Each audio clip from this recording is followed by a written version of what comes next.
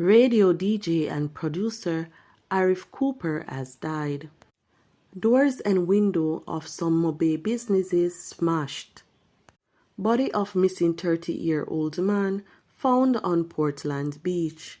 Body of woman found in bushes in St. Catherine. Please remember to subscribe, like, share, comment, and don't forget to hit that notification bell so you can always be updated with the latest news. Now for the news in details.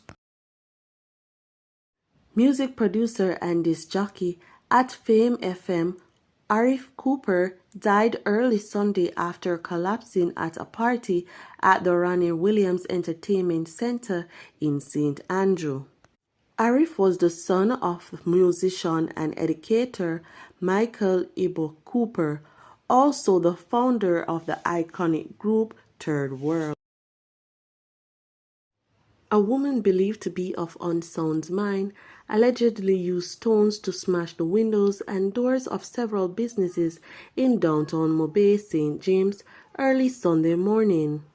Many of the stores are located along St. James Market and 4th Street. The Portland police are probing the death of a 30-year-old man whose body was found in the sea at Follow Road in Port Antonio on Saturday morning. The body of Kevon Johnson of a Follow Road address was discovered near the shoreline during a search that started on Friday and involved family members and other residents.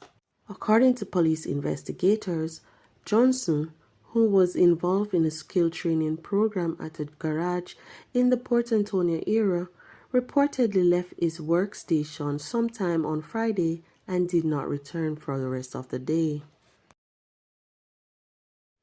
The body of a woman was found in Gale District, Caymanas Bay in St. Catherine on Friday afternoon. The body was discovered by residents who followed a blood trail, the police stated.